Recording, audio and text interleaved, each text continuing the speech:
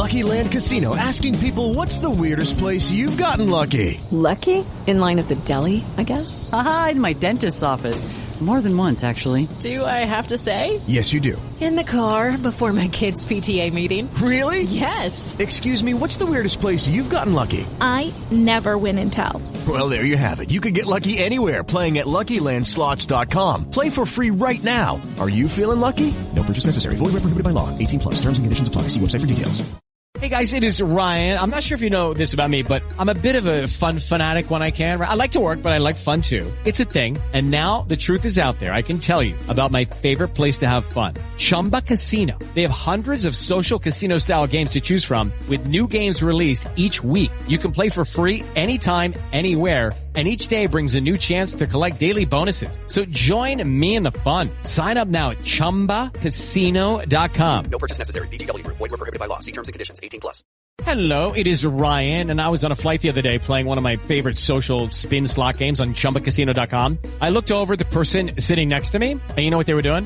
They were also playing Chumba Casino. Coincidence? I think not. Everybody's loving having fun with it. Chumba Casino is home to hundreds of casino-style games that you can play for free anytime, anywhere, even at 30,000 feet. So sign up now at ChumbaCasino.com to claim your free welcome bonus. That's ChumbaCasino.com and live the Chumba life. No purchase necessary. VGW. Void where prohibited by law. See terms and conditions. 18 plus.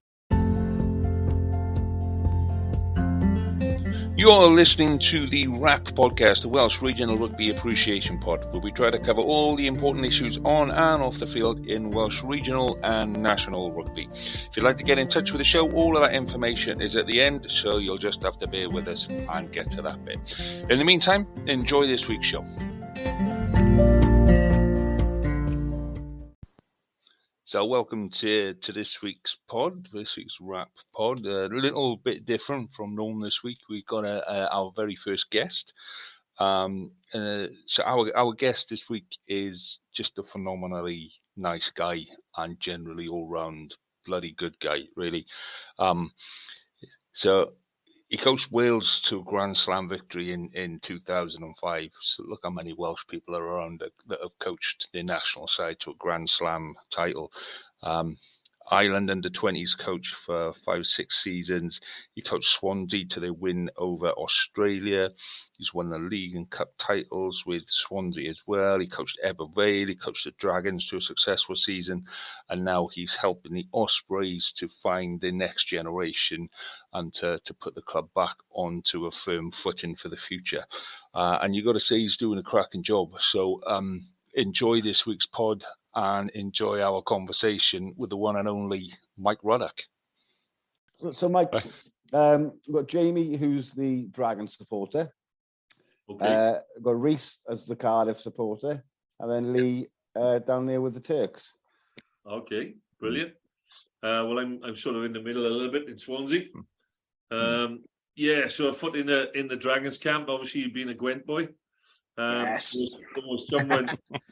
Don't start. Get him started. Don't start him, yeah. I'm excited about this, not going to lie, I'm excited. Because he's still a Dragons legend. I know he's only with us for a year, Mike. He's still a Dragons legend that we love you down here. Yeah, that was a great year. I love that year. Brilliant. Yeah, it really was fun. And I often think about it. I keep in touch with a few of the boys. Percy Montgomery, for example, out in South Africa. We still sort of talk about that year. That was brilliant, because I guess, no one really fancied us. We were called the Rejects, and we used that as a bit of a motivator for us, So you said that in an interview as well, didn't you? I remember you coming off of a match and saying that's not bad for a load of rejects afterwards. Yeah, exactly. And to be honest, I probably embellished it all a bit. I kept telling the boys that we had something to prove because people kept calling us the Rejects, and it sort of worked for us, that mindset to prove people wrong. And very quickly, a story. When I went to Swansea in 91 as a coach, they'd finished last but one. It was the first year of Welsh leagues. And when I read the papers previewing the season, in the sort of national paper, the Western Mail in the day, it had, super flops as the headline for Swansea because we hadn't beaten Cletley Lee in 11 games. 11 games losing to the Turks was tough for the Jacks, And I ripped it out and I pinned it up on the notice board and I said, right, I won't take that down till we beat Llanelli. And I had a sports scientist, like a psychologist, came around a week or so later, and he said, what's that about? And I said, well, I just put a notice board in the change room. So I thought it was fitting to put this article down as a bit of a motivator, you know. He said, he had a look at it. He was a sports psychologist. He said, that's dangerous. I said, what do you mean? He said, well, if you don't beat the Scarlets, then your own players will start to think about it. I said, shit, I've never thought of that.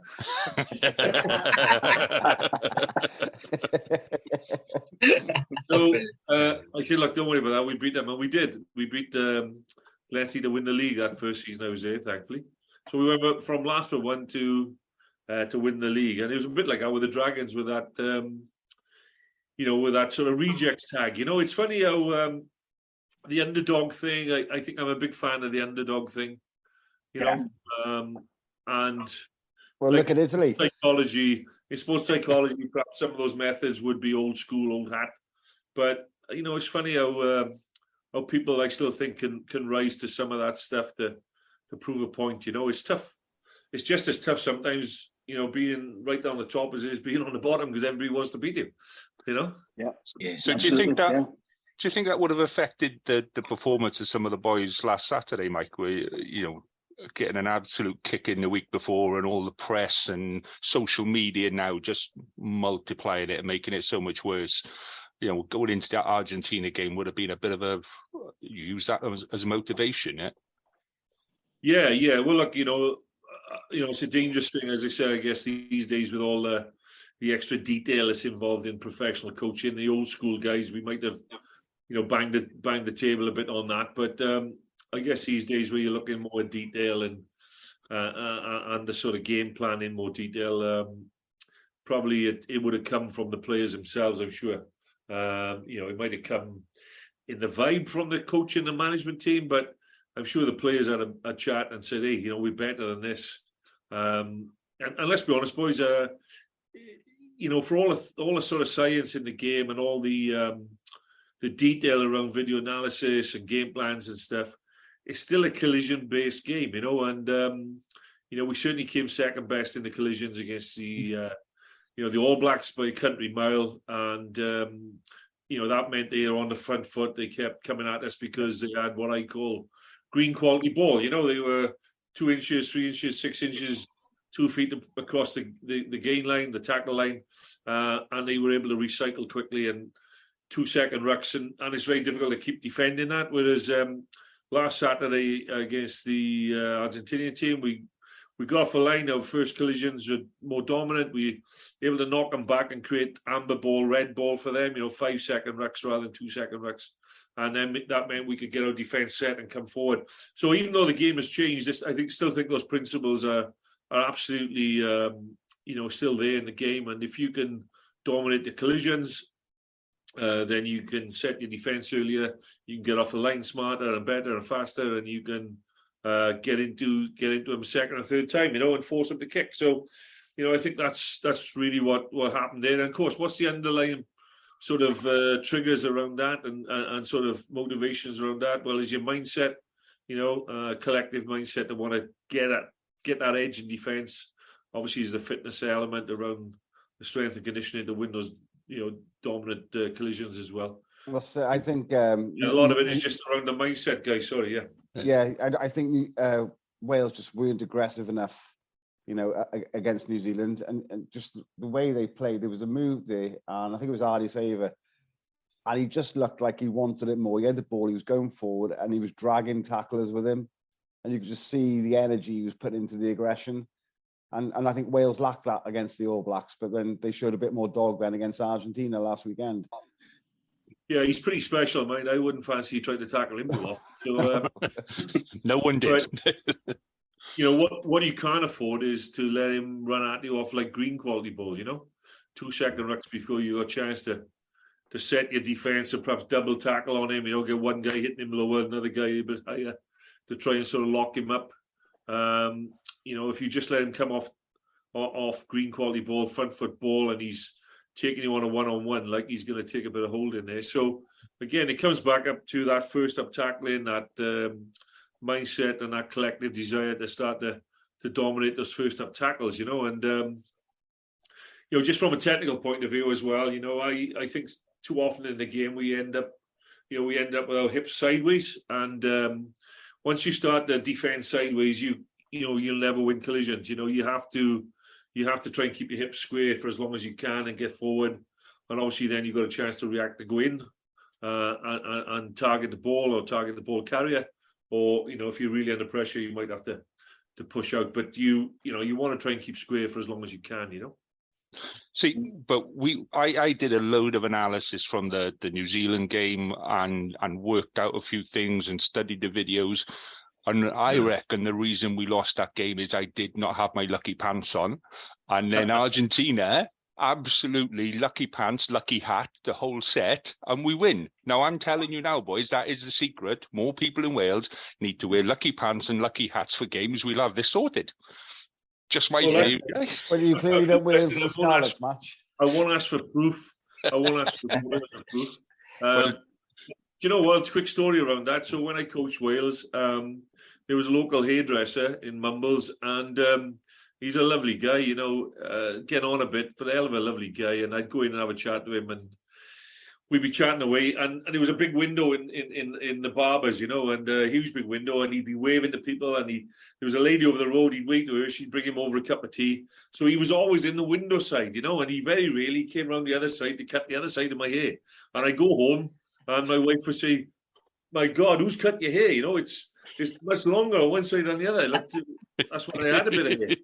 And I said, "Hey, listen, I'm always going to go to him because we just won the last game." So I would go straight down. Whenever we won a game, I'd go back down there. And we kept winning. So people said to me, "What's the secret of winning the games with Wales, in the Six Nations?" I said, "Well, it's my local barber." I said, "Obviously, I'm all a bit off square, but as long as we win, I can go into him, Well, I remember just a couple of years ago, Mike, when we went out to Terranea to watch the Cardiff schoolboys play, and the woman come up to you in the bar after, and she said, "Excuse me, Mike," she said, "you're not going to remember this, but when we won the Grand Slam, I was pregnant and I asked you to bless my child, and you put your hand on her belly." And she said, "Well, he's out there playing today for Cardiff schoolboys, so you clearly did a good job, he's moving forward." But, I had some interesting stories around my time in Wales, one of which, I'll share with you now, is when my son was under 14s with Mumbles. And as it turned out, they booked a trip to Butlins in Minehead, obviously 8 or 9 months in advance. It happens to land on the same weekend and the same date that we play Ireland in the 2005 game to try and win the Six Nations. And so the coach has got my youngest lad Reese, who now plays for Leinster. He's on the bus with the lads there, and they're under 14. So they get to Butlins Minehead, and they chuck the boys a rugby ball and a soccer ball. They said, "Off you go and play. If you need us, we're in the bar because Wales are playing." And so the lads kicked the ball around, and they had a couple of hours of fun. And of course, they started to get bored. What do you do when you get bored? You get hold of some poor unfortunate lad in the group, and you tie him to the lamppost. So they did that, and all the security cameras were on. Of course, the security guys came, and they saw Reese was taller than most of the guys, so they thought he's probably the captain. They called him in and said, "Look, this is absolutely unacceptable." They untied the poor fella, and they said to Reese, "Right, who's in charge of you lot?" And he looked over, and the door of the pub opened in Butlins, and out came 2 naked lads, and they dived into the duck pond. And he said, "Who's in charge? You do." And you lot, and he said, "Those two." So, so we found out afterwards that the lads had bet if they won the game, if Wales won the game, they dived naked in the duck pond. But the timing was horrendous, And, they were very lucky to survive. They were, very, very lucky to stay there. So, some good stories around that time. Hopefully, we can still talk about over the years, So do you think that kind of side of the game has changed, Mike, where you know, when me and Carwyn were playing, we were growing up, and some of the stuff that we got away with when we were on various tours and games away, you know, if I caught my boy doing any of that stuff now, you know, he's banned for the season, sort of thing. Do you think we miss that kind of that fun element, that kind of slightly not dodgy, but you know, we're pushing the boundaries, sort of thing? Yeah, that building a friendship, sort of thing. Yeah. Yeah, look, I think it's got to change. We've had to change, haven't we? We've all had to change. It was, you know, very cultural back in the day where, you know, things happened around rugby that, you know, seemed to be, you know, deemed to be unacceptable, quite rightly now, you know. But so I think it's changed, but there's still ways to have fun, you know. There's still ways to, you know, to create cohesion and team spirit and camaraderie in the group.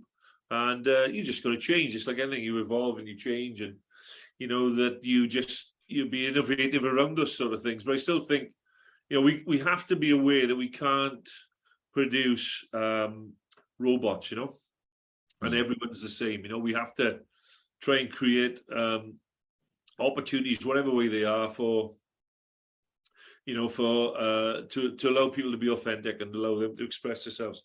Like Andy Powell. Good driver by all accounts.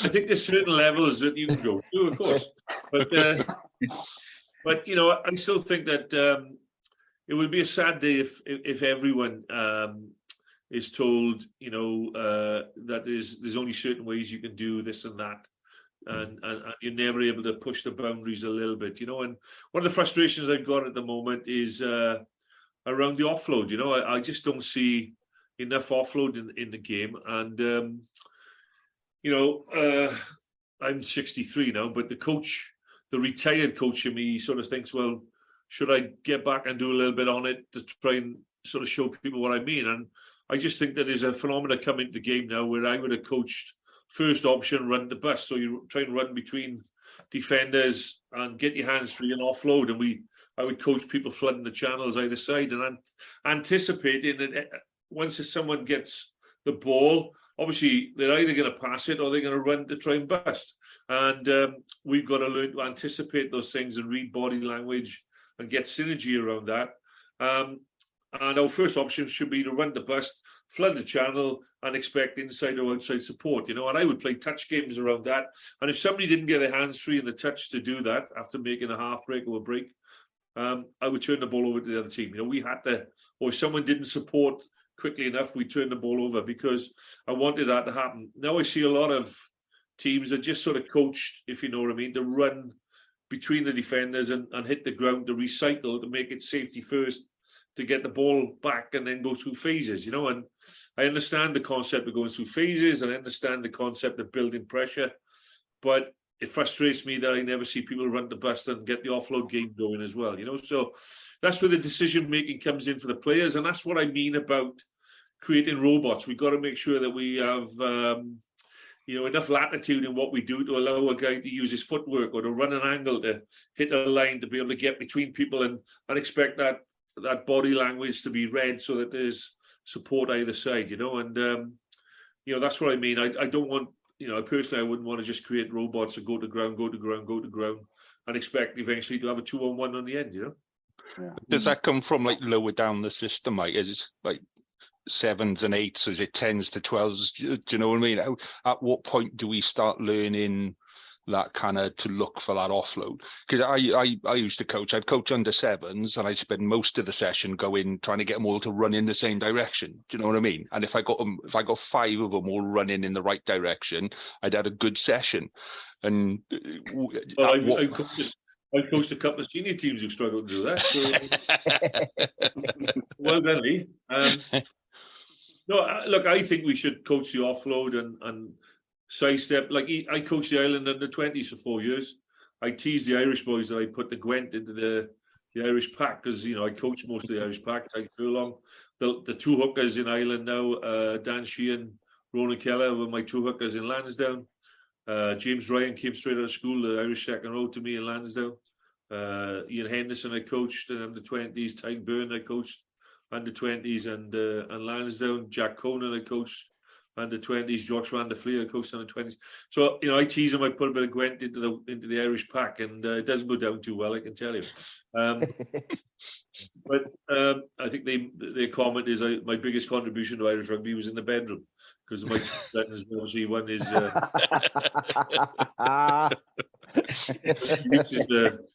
has been a captain of Ireland 7 times, and Kieran, my other boys, obviously one of the fitness coaches for Ireland, was with Ireland this summer in New Zealand when they won the Test series, won the Triple Crown last year. I think he's got 3 or 4 wins against the All Blacks on his belt. So, did he go out with the women's team as well? No, he went with the emerging Ireland team to South Africa. Right, okay. I thought one of the girls who was saying he was going with them. Yeah, no, he's in camp now, and obviously he was part of that squad that's just beaten South Africa. So he's worth a chat to one day, boys. I tell him all his fitness, development, physical development was from me for the genetics, but he looks at my body shape and disagrees. So, Mike, the boys wanted to ask you a couple of questions. I don't know if you want to go around the table with them. Go on, Jamie goes first, because Jamie's been busting to ask you a question for like about a week, like every day on our little WhatsApp group. Can I ask them this? Go on, Jamie. Is this a Dragons and East Wales question, is it? Yeah. Well, there's 2 questions I want to ask, but the first one is a Dragons-related question. So, as I said earlier, you're still really highly thought of with Dragon supporters. And we've had a few coaching changes over the years, as you probably know. And I guarantee you, whenever there's a coaching vacancy, someone always says, bring back Mike Ruddock. Every single time. And there's a situation... That's my wife on social media, that is it? So, get him out of the house. Get me out of the house. Just trying to get me out of the house. There's a situation going on now, I'm sure you're aware of, Dean Ryan. His departure is yet to be rubber stamped. I think you know where I'm going with this question, Mike, but if there was ever an opportunity to return home as a Gwent boy to the Dragons, whether it be as a director of rugby, a consultant, or any other capacity, would you consider it? Well, you never say never, but look, I'm 63 now. That's all right, man. It's fine. You're still young. It's fine. Come back, Mike, please. I keep put you in as prop if you had a chance, mate. No, I think, I've been doing a course recently, and it talks about, the different sort of elements in your makeup, and one of the elements is your warrior.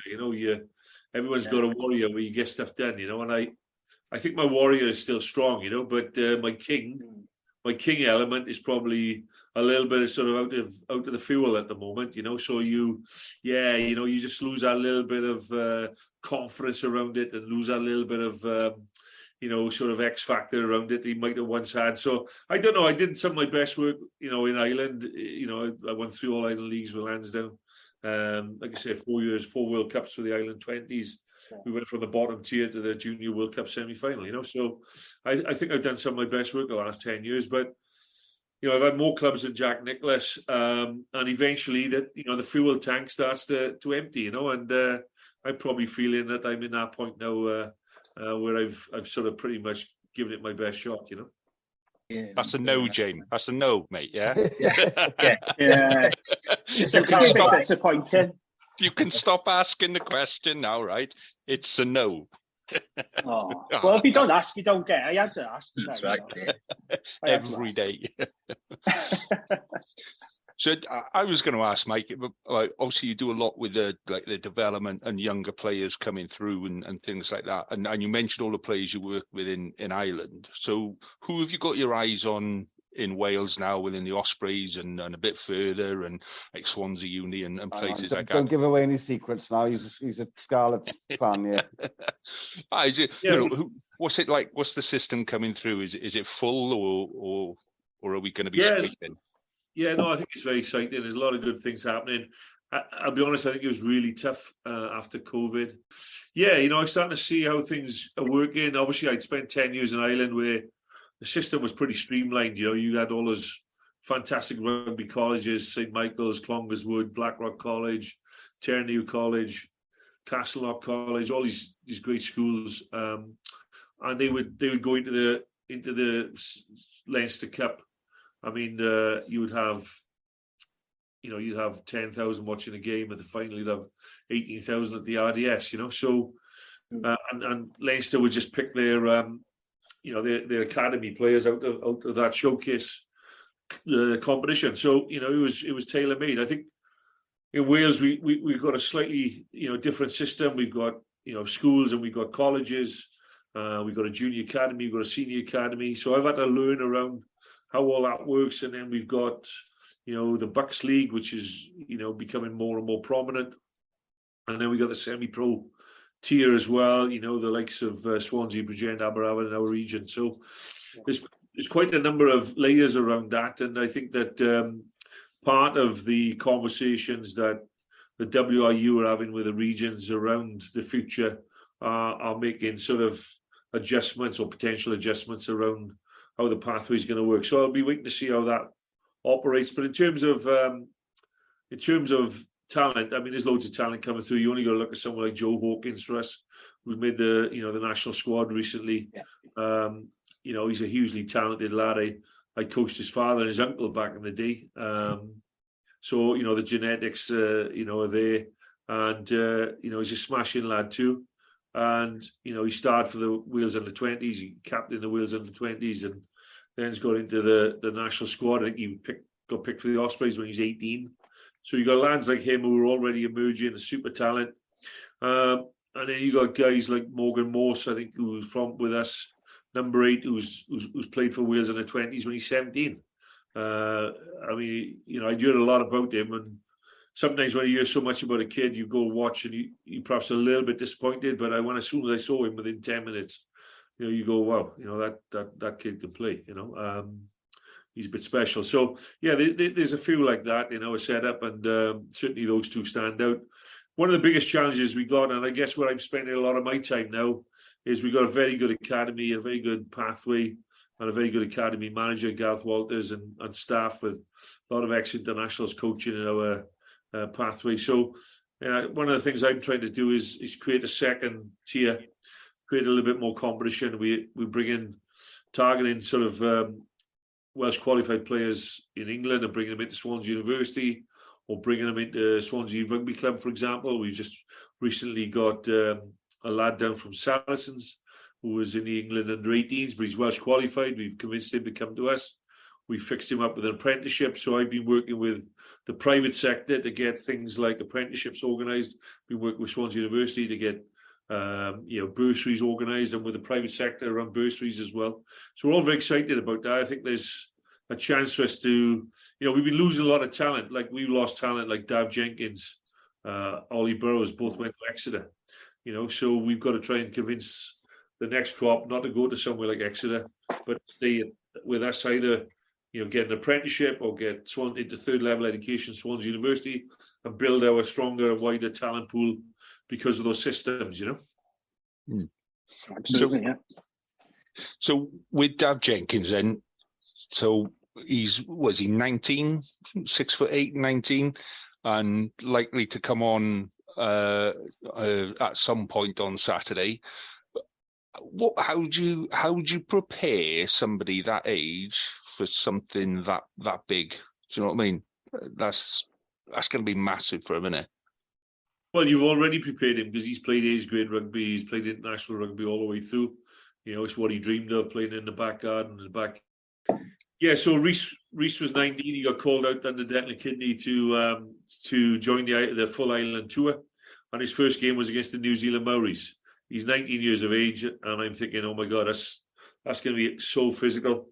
Now, I played for Swansea against the New Zealand Maoris, and it was probably the toughest, hardest, most physical game of rugby I ever played. And I was sort of half concerned, because he was still only 19, but he took it in his stride, came off the bench the week after against Australia, 19 years of age. Like, these kids have done the work, they've done the work, and they got a mindset that is all about achievement. They've sort of prepared themselves for that, and they've been coached for that, and they've been in the system for that. So Dav, if he comes on or starts, look, he's a class player. We knew that when we saw him at 15, 16, Reece. Yeah, I'm dying to ask a question about that now, but I'll ask my question. Mine was around coaching, and sort of coaching pathways in Wales, sort of thing, isn't it? That we bring in like a lot of coaches from overseas. We do have like decent coaches in like the Welsh setup, like Gethin Jenkins, Flanagan for Dragons. Flanagan at the Dragons, yeah. Brian at my own team is half decent, but they don't seem, the Welsh coaches don't seem to be coming through. We have got them like around the world. They've coached Russia, they've coached all these different even international sides, but not coming through like to coach all the regions and going up and coaching Wales. And just Mark Jones, he was with the Crusaders, wasn't he? Yeah, he went to New Zealand. Yeah. I think it will happen. I think that. I think, as you said, we got Stephen Jones, we've got Melanie. So like we've got guys there that are doing a great job. Let's be honest, they're doing a great job. They went to South Africa, beat South Africa, beat Argentina on the weekend. So those guys are really doing well. Dwayne Peel has come back to Wales. He went away and really sort of worked hard to sort of establish himself in Ireland, and that's no easy feat. There's a lot of good coaches over there, and he did a great job in Ulster. And he's come back to Wales, and his Scarlets are in transition. But he'll get there. He's a smashing guy and a great coach, so he'll get there.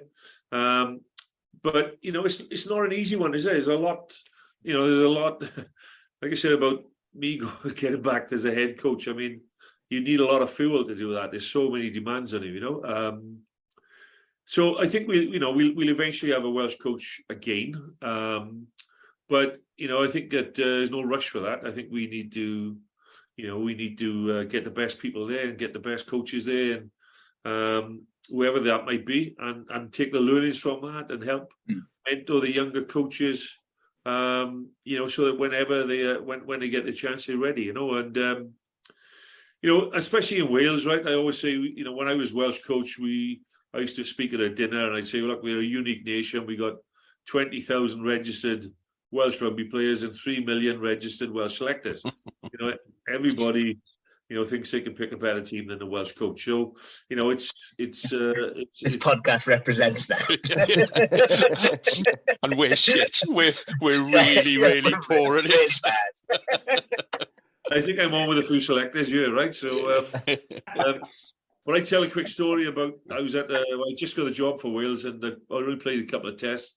And unfortunately, a mate of mine, his dad passed away. I went to the funeral. I had to rush from Cardiff. I was last in the church, and I sat on the end of the aisle towards the back. And the bearers were coming up with the coffin, and my mate was at the front there. Obviously, it was his dad had passed away. So I looked into his eyes, tears in his eyes. I had tears in my eyes, and I looked and tried to connect with him. We connected, and it was one of the moments you don't have very often as men, I mean, these days we talk more about mental health and connectivity, but in those days you just didn't sort of do that. And I connected with him, and it was a beautiful moment. I wanted him to know I was there for him, and I was supporting, and I was feeling his pain. And a guy whacked me in the shoulder. I turned around, he said, "Oi, I wouldn't pick Stephen Jones outside half." I said, "Mate, come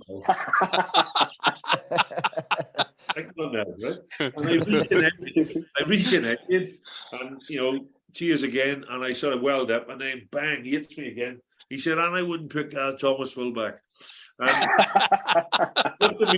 I know this isn't appropriate. I'd love to meet that bloke again, because we won a Grand Slam with those two selections.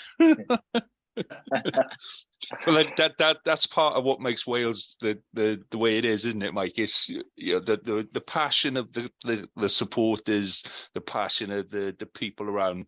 You will have felt that more than anyone with being in the positions you've been in. But when you're on top of that wave and you're riding the top of the wave and winning a Grand Slam, you're just that's the best feeling in the world. And you've got 3 million people that just absolutely laying roses down for you everywhere you go, sort of thing, isn't it?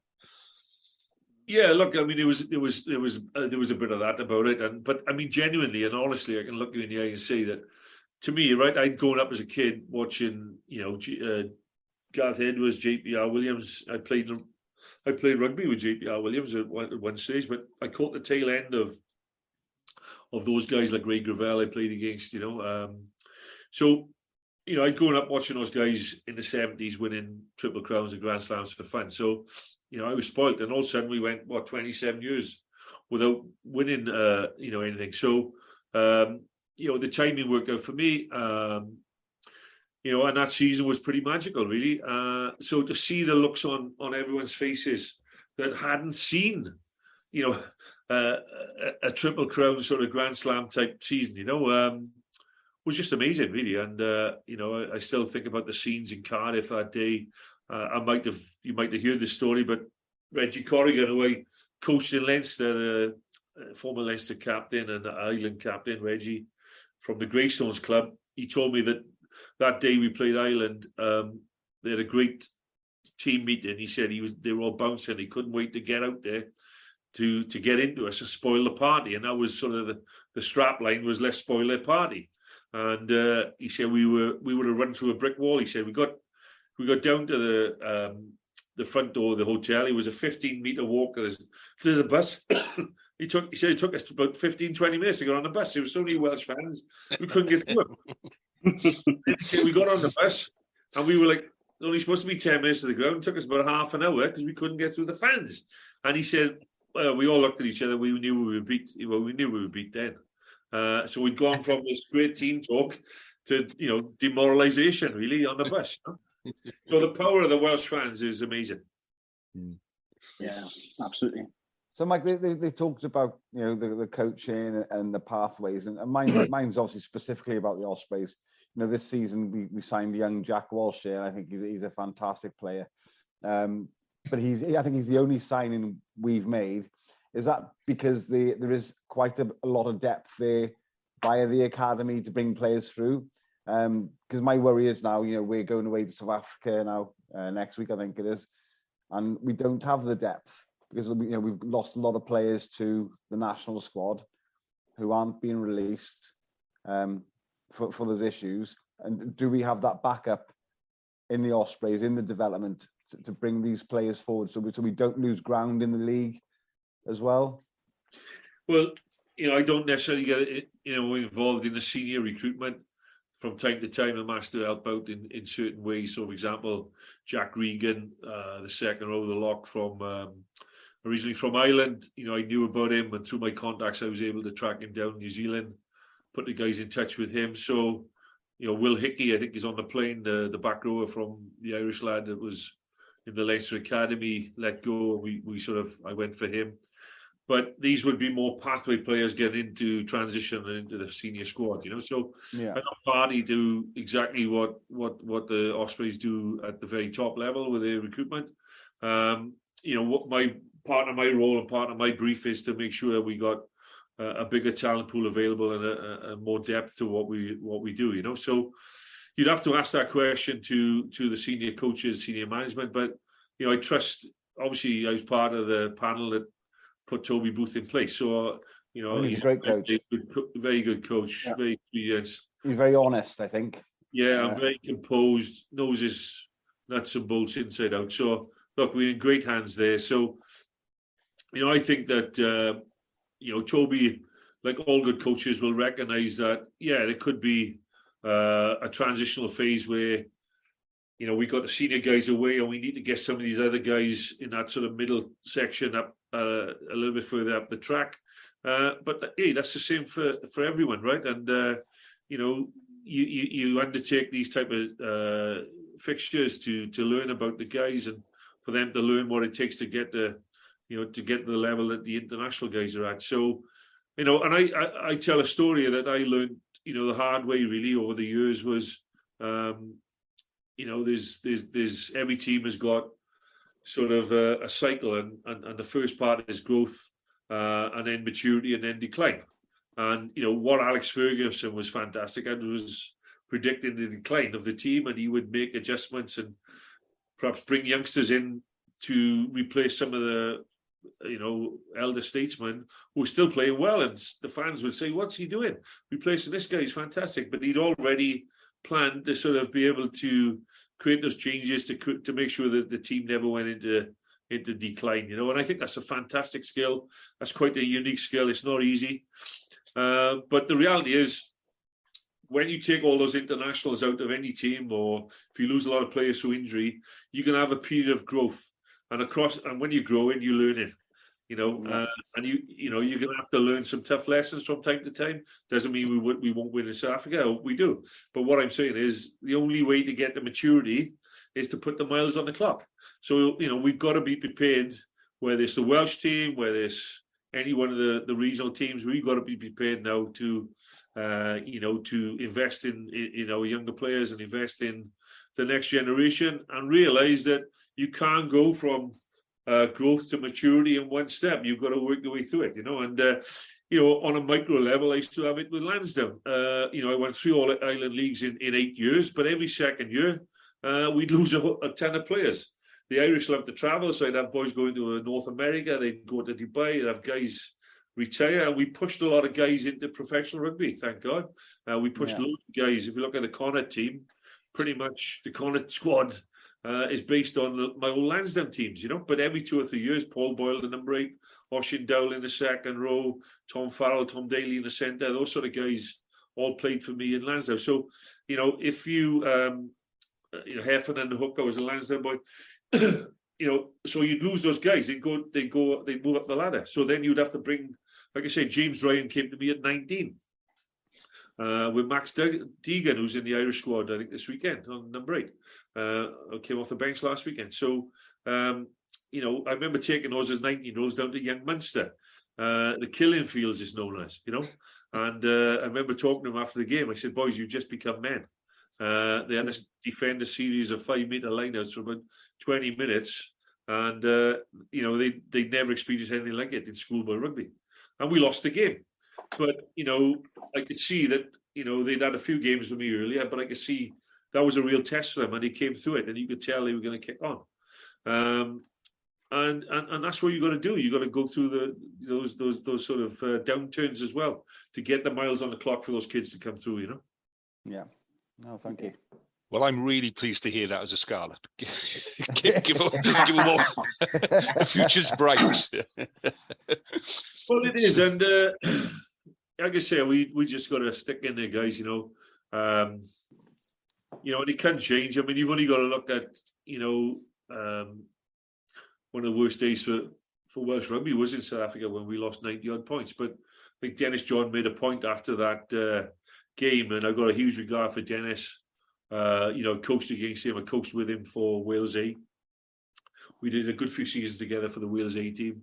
Smashing guy, great coach, and he said after the team of the 90s, isn't it? Like, that was incredible. Yeah. Brilliant. And he said, look, don't underestimate the lads who were there today. Give them time and they'll come through, or words to that effect. And they did. And I think a lot of those, like Stephen Jones, I think played that day and obviously became a legend for Wales and a number of others. So, you can have those dark days, but out of that, you start to get miles on the clock and you get the learnings and you get the motivation never to go back to those places again, So, wrapping up kind of a question then, Mike. Georgia on the weekend. What are you hoping for? What are you expecting from Wales going into this game? Obviously, they've announced the team early and what have you. What are you expecting from Georgia? What are you expecting from Wales this weekend? Well, I haven't seen much of Georgia, but traditionally they've had a very sort of set piece orientated game. From memory, looking at their passing accuracy, their execution of passing and consistency of passing, it wouldn't be top tier, tier 1 passing. So they'll be nuggety, they'll be physical, and they'll be highly motivated. But they shouldn't be breaking us down. They might have the odd try from close quarter stuff, but I can't see anything else other than a big win for Wales. Really, I think that. Still a big game of conference, and you get on a roll, and you have a good win under your belt like we did against Argentina, and I think that the boys will come out and really up the tempo and take the game to Georgia. But ultimately as well, the coaches will be reinforcing what we talked about right at the beginning of this chat was, hey, we did so well against Argentina because our physicality levels were high.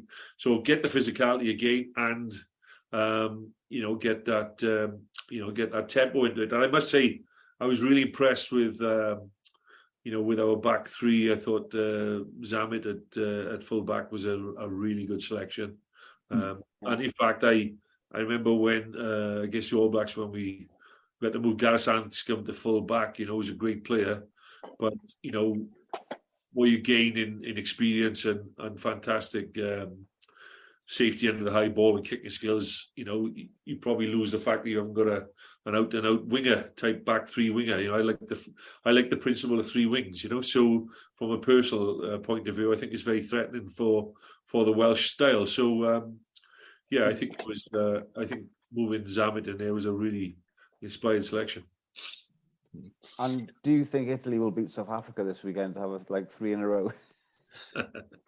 Well, who knows? But they're certainly improving under their coach and doing a good job. I mean, you have to worry as well, really, about where Australian rugby is after that. And they've always been innovative and they've always been hugely skillful. But I didn't see the game. I did see a clip of one of the tries, and it looked like Italy were playing some really good rugby. So that'll be interesting to see where Australia go, really. Can you imagine Razzie Rasmus's video if they lose to Italy? I mean, it would be like 10 hours long of just him just losing his shit over who did what. And that referee looked at me in the wrong way. Taken over. It's so tedious, isn't it? It was funny at first, but now I just find it absolutely tedious. Well, I managed to miss all those boys, but perhaps it's a good thing none of those phone video opportunities around when I was coaching, because I probably would have had a few moments like that as well. In fact, I could tell you one or two of them now, but probably wouldn't be good on here. Do you know what, Mike? It's been an absolute pleasure having a chat with you this evening. Yeah.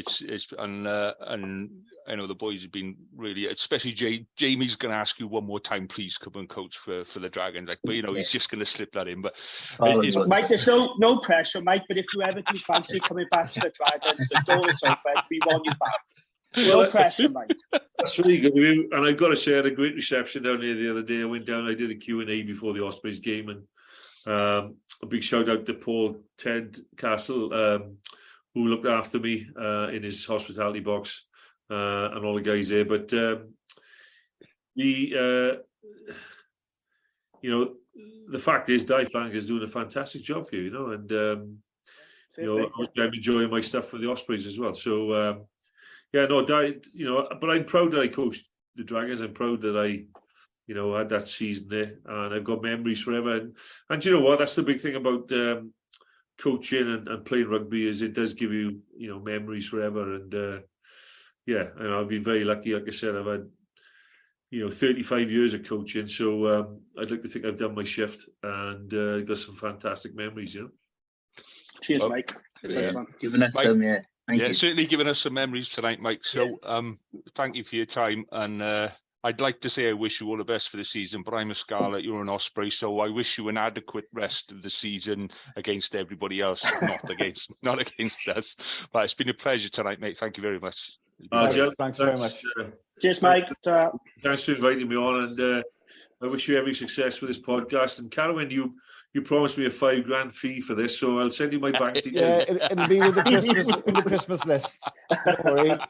Me and Catherine will pop down the Gower now in a few weeks. Cheers, guys. Cheers, mate. Thank you very much. Bye-bye. Bye. Lee, can you cut out the bit where I said about 2 questions? Because I had another question lined up, then I forgot it. And I don't want people saying, what was the other question? My mind went blank. I was so focused on getting our Dragons questions in. I had to, I mean.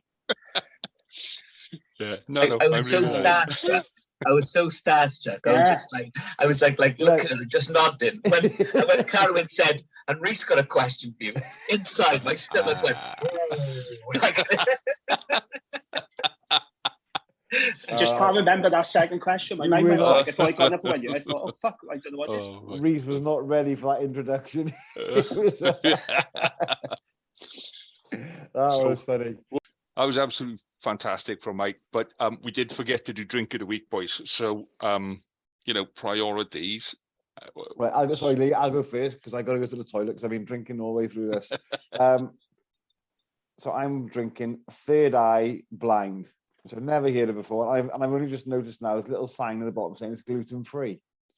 But it's from the Mad Dog Brewery. Mm-hmm. And it is very nice, actually. It's only 3.8%, but you know what? It's really nice. Tastes of ripe mango and citrus, apparently, but I can't taste that. And it says it's perfect with extra mature cheddar, which I haven't got either. Yeah, because that'll come in handy. I think this is a mature cheddar, not an extra mature cheddar. I think I've got the wrong beer to go with it. Extra mature cheddar. Extra mature cheddar. So there we go. So that's me. I'm going to come back to you now. All right, mate. Go on, you disappear. James, what's your beer of the week, mate? Right, so I got a couple of mates who listen to the pod, and they have asked me, why have I never had a Tiny Rebel beer? Me being in Newport. And I thought, actually, it's a very fair point. So tonight, Tiny Rebel, and it's Kutch. Yeah. So this is one of the original, it's more the better known Tiny Rebel beers. It's my favourite Tiny Rebel beer. It's just a Welsh Red Ale, 4.6%. It's very nice. So, Tiny Rebel debuting on the pod. Cheers. Me and some of the people were there. We went to see a gig the other week. I went in Tiny Rebel before the gig in Cardiff. Great beers in there. You go to the one in Rogerstone. That's the original one. That's the actual brewery. Yeah, it's a pub in the brewery. It's you should go down there. We used to play rugby up there quite regularly against Rogerstone RFC. It's where Rio Dyer's from, isn't it, Rogie? Yeah. He's commander. Mine is Hiraeth. I went further afield today. I didn't go to Lidl. No co-op for me today. I went to Tesco. I found all these beers and I went for Hiraeth, and it says the thirst quenching, easy drinking golden ale boasts a floral and gentle herbal spice nose and caramelized grapefruit, pineapple, orange, citrus, and subtly spicy flavors. It tastes like beer, but it's nice beer. But that's not a good thing.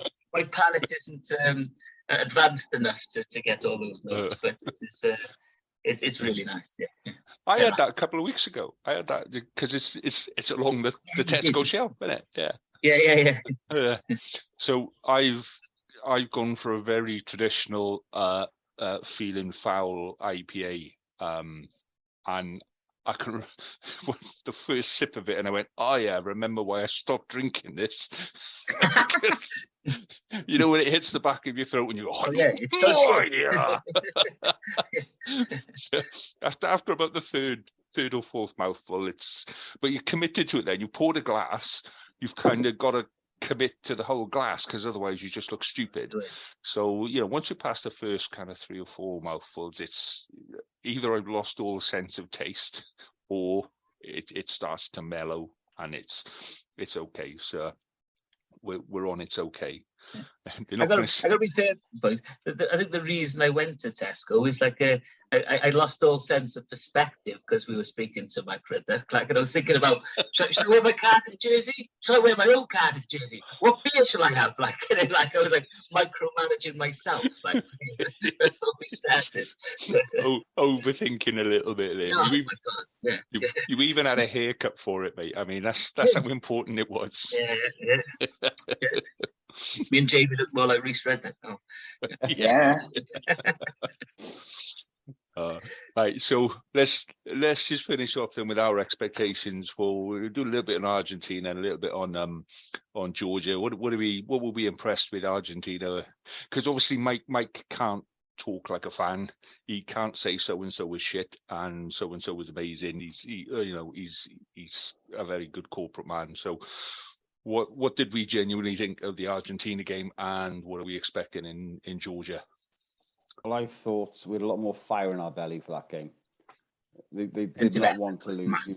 They went up 20% in aggression as far as I'm concerned.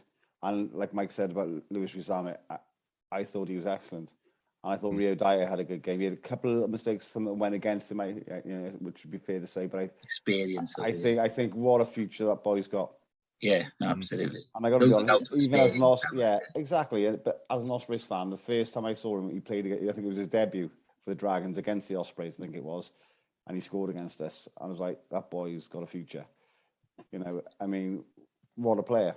I think with Adams on the other wing, like maybe for the Australia game, because I don't know, I think it'll be Cuthbert.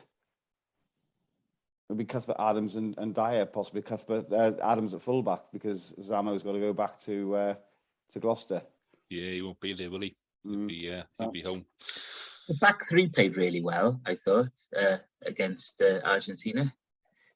Defensively, and a couple of flashes in attack, didn't they? Like they worked well, isn't it? They were talking about bringing Cuthbert back. I think we spoke about it, didn't we?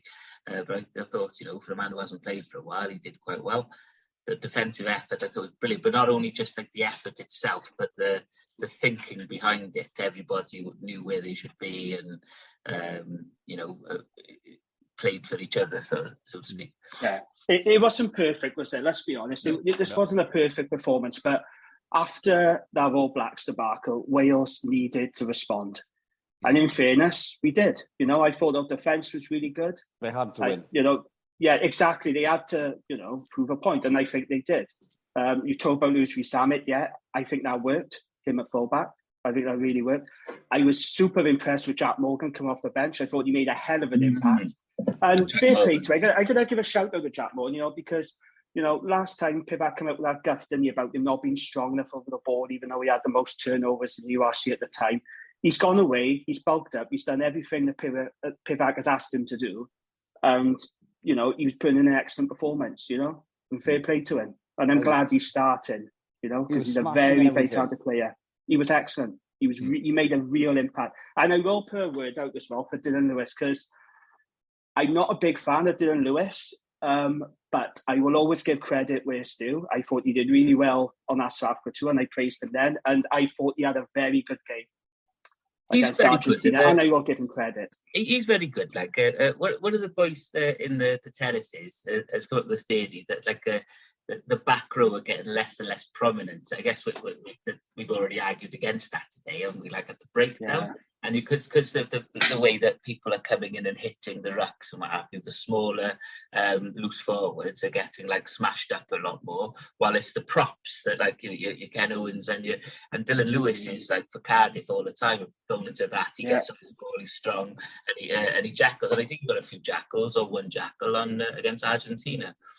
Yeah, but also as well, Gareth Thomas. I mean, I did criticise Gareth. I thought he looked well off the pace against the All Black, Gareth Thomas, but he was very good. I think he was a lot better this week. Well, I have to say, he'd only had 12 minutes of rugby before that game. Yeah, he had something, say, like 50-odd minutes. And you could tell it wasn't his fault. He was just way off the pace. But I thought he came back a lot stronger.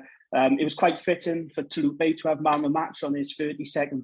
I mean, what are we going to do when our guy retires? Because he's just brilliant, isn't he, Tulupe? You know, what more can we say about the guy? So but can I offer a balanced viewpoint now? I know, Lee, this is balanced. I know you want to understand actually you're a Scarlets fan, right? So this is what a balanced viewpoint is, right? Having said all that about Wales, I've got to be honest, I was really disappointed with Argentina. Very disappointed. I was underwhelmed. I honestly thought they were going to turn up and be a lot better. I mean, in the first 20 minutes, they were okay. They went 6-11. But what surprised me was they looked a little bit tired. And I just wondered, did they peak against England, you know? Because they did look a little bit jaded. But also, when Thomas Williams scored that try, I just couldn't believe how quickly they faded away. And you kind of thought, when Wales went ahead, you just thought, well, could you see a way back for Argentina? It did feel to me, watching in the stadium, it felt like, well, it's game over now, you know? And it felt far too early in the game to think that. But I got to be honest, I was underwhelmed by Argentina, and it's a shame. You know, I was hoping we'd have I obviously want Wales to win. We all Wales fans want us to win, but I was hoping for a tighter, contest. But in the end, it was a little bit kind of comfortable enough, wasn't it? I thought, you know. It's a win, isn't it? And after the year we've had, I'll take that win. Oh, absolutely, yeah. I just thought I was expecting a bit more from a muscle. They were off the pace. Yeah. So you were in the stadium then, James. Were either of you two boys in the stadium? No, I'm going this Saturday. TV. So it was just Jamie for this one. Well, what was the atmosphere like, James? Because there was a couple of empty seats, obviously, but what was the atmosphere like? Well, look, it was my first Wales game for 2 years, I think. The last one I went was 2020 against Italy. So I went with a wife. And the first thing to say, the atmosphere was actually okay, because there's been a lot said about, the atmosphere is flat and the match day experience. I actually thought it was okay. I thought it was okay. I've experienced better atmospheres, but I thought on Saturday it was okay. But there's a number of things that goes on in our stadium now that I just don't understand. I really don't. So I tell you, the first thing that did annoy me, and it did upset me a little bit. So obviously we had a minute silence, didn't we, for remembrance. And unfortunately, there was a minority of idiots who just could not stay silent. Now, I don't know if I came... I was going to say, I don't know, because I haven't watched the full game back. I've only seen highlights. I don't know if you heard your TV, but we were supposed to have a minute silence. The guys who's going, "Come on, man, come on," and it really pissed me off. Then you got the crowd going, "Whoosh." And, it was just awful. I hated it. And when you contrast that to Murrayfield, Murrayfield on Sunday, when I watched Scotland All Blacks, their silence was impeccable. You couldn't hear a pin drop. Isn't it? It's absolutely I felt, I was really annoyed. Really annoyed at that. They're going about Cardiff being the best crowd and all that. Well, no, you can't even keep quiet for 1 minute. Like, you can't pay respect. So that annoyed me. And then there's a lot of talk about the music and stuff that's being played at the stadium. It's like, why are we coming out to Enter Sandman by Metallica? What is the relevance of that to Wales and Welsh rugby? I like Metallica. I like Enter Sandman, but why are we choosing our song? And then I don't like the connotations of the words, though, either. Like Enter Sandman, like the man puts you to sleep, like doing like you don't those connotations about your rugby team, do you? So you go that, and then just before kickoff, they're blasting out Guns N' Roses, Welcome to the Jungle. And we're sad, they're thinking, how is this in any way related to Wales and Welsh rugby?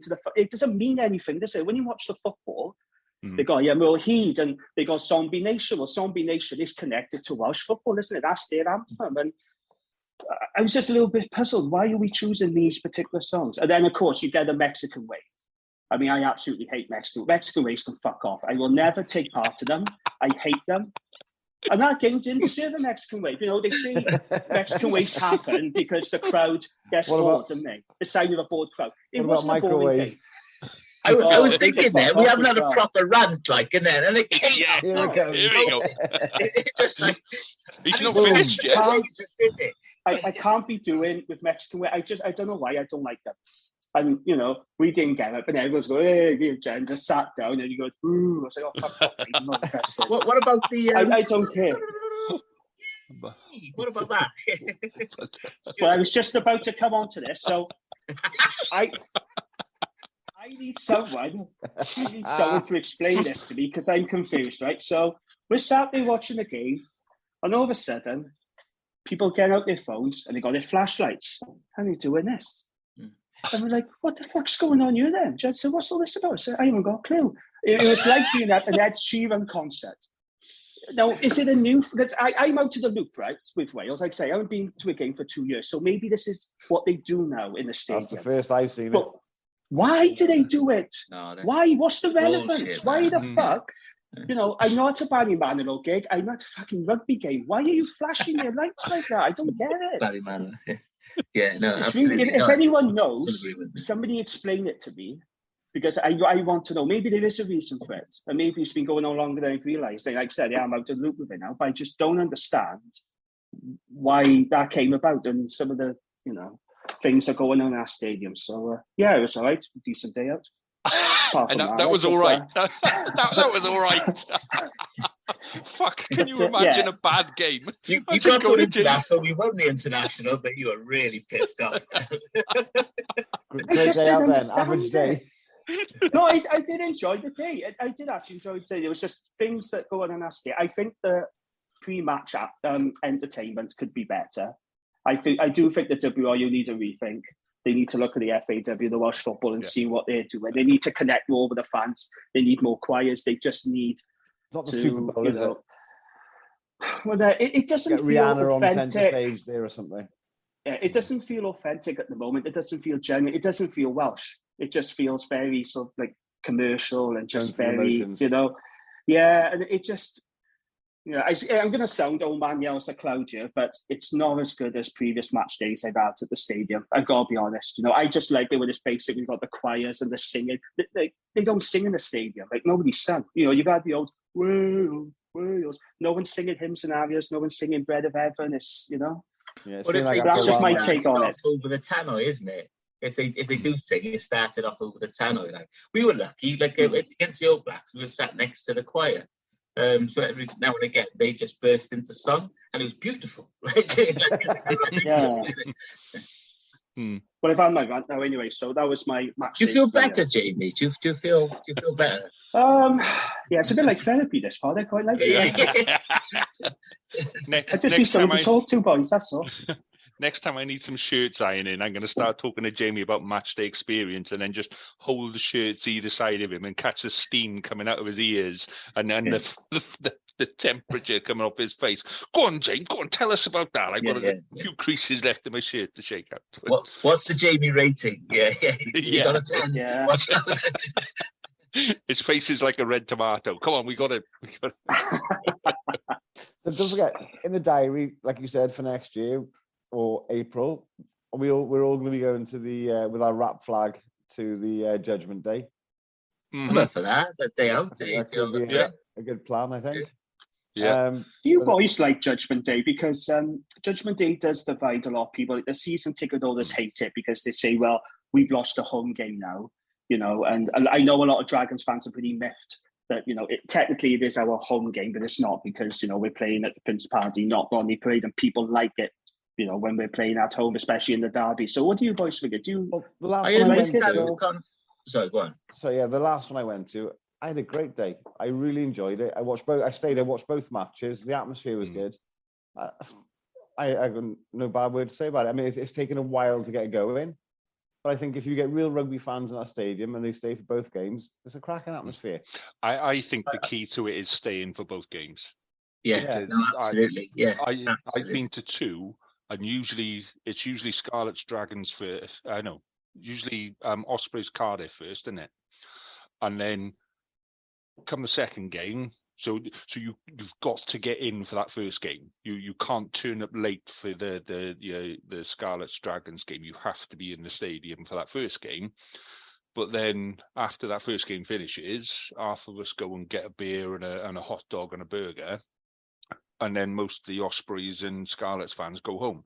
And it reduces the atmosphere. It's such a good atmosphere for that first game, because you've got a quarter of the fans cheering for one team and a quarter of the fans cheering for the other, and then half of the fans just winding up the other two quarters. Do you know what I mean? Just it doesn't.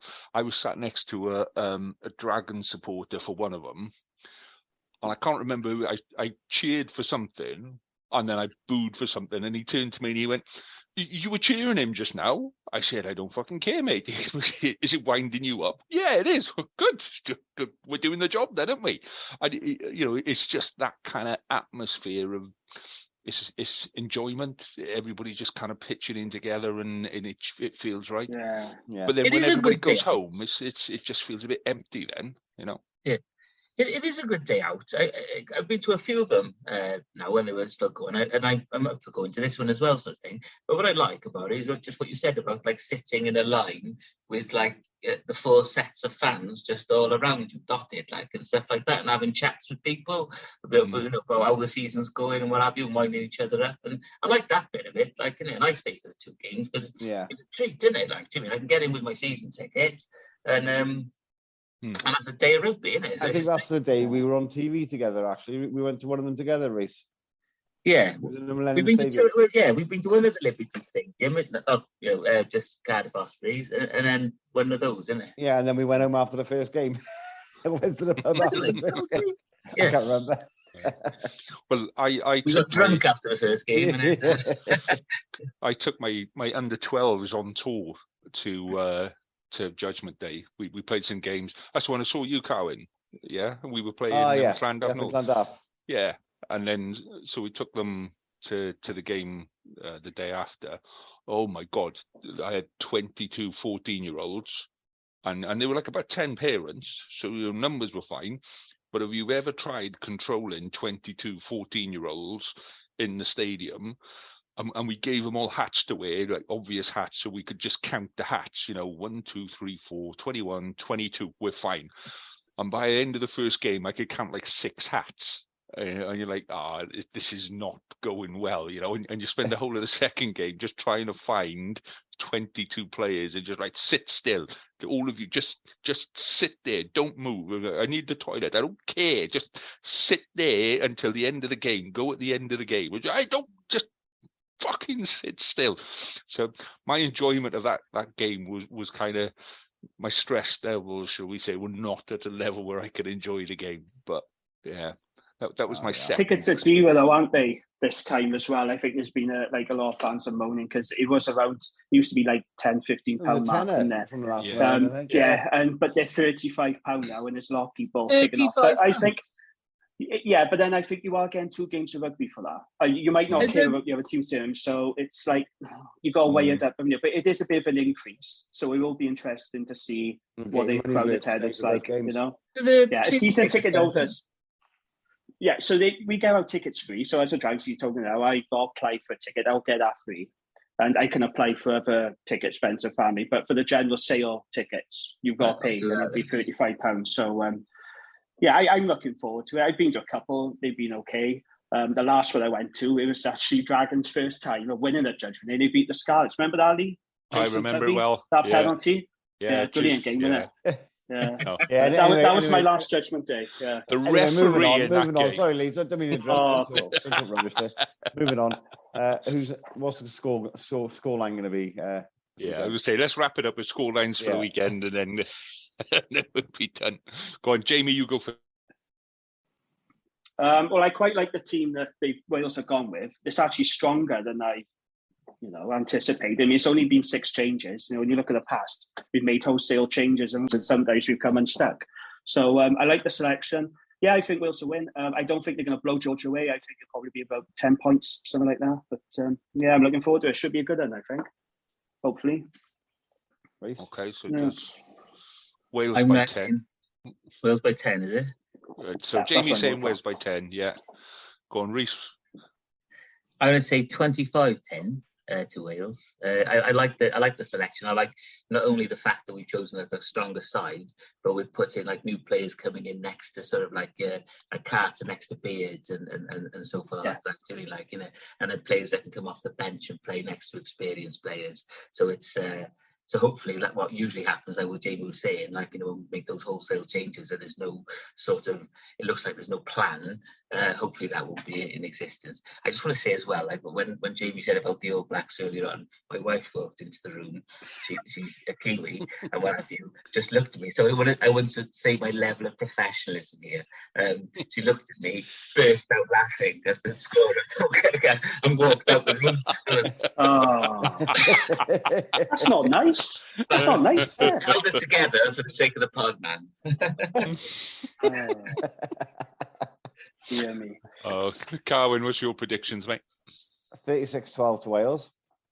There we go. I'm going for a bigger scoreline. But I think Georgia will have a good pack. They always do. They play in the French league. A lot of these boys, they're big lumps. They're solid lads. I don't know how well they've been fit. I think they lost. Who did they play on the other weekend? They lost to Samoa, didn't they? Lost to Samoa, but they beat Uruguay, didn't they? They beat Uruguay, lost to Samoa. But I think the first 20 minutes will be that battle, the traditional battle of the forwards. But I think after that, I think we are gonna take them apart. So I'm gonna go for a massive win. I'm going to go for 50 points to 14. And I'm going to justify this with, I haven't washed my lucky pants yet. There's still I knew you'd say that. I knew lucky pants was coming out somewhere. There's an element of luck that hasn't yet. Well, I'll wear my oddball pants then. Yeah, how's that? Gents, it's been an absolute pleasure this evening once again, and no doubt we will do it again next week. We have got another guest lined up for next week, but again, I'm not going to say who it is. Just I don't want to jinx it, touch wood. But the stories that guy's got for next week are absolutely top notch. So pleasure with Mike this evening. Pleasure with you guys. Have a good weekend. Enjoy your rugby, and we'll catch up again next week. Absolutely. All the best. Cheers. All the best. Boys, enjoy. Yeah. Thank you for listening to this week's show. We hope you enjoyed it enough to come back next week and listen again. So please do subscribe, rate and review the pod, as it really helps us on most of the platforms that we appear on. You can keep the conversation going on Twitter and Facebook by searching for us on RAP, WRRAP, or you can email us on Welsh Regional Rugby Pod at gmail.com. We'll be back next week to do some more of the same. We hope you'll come and enjoy us, and in the meantime, enjoy your rugby.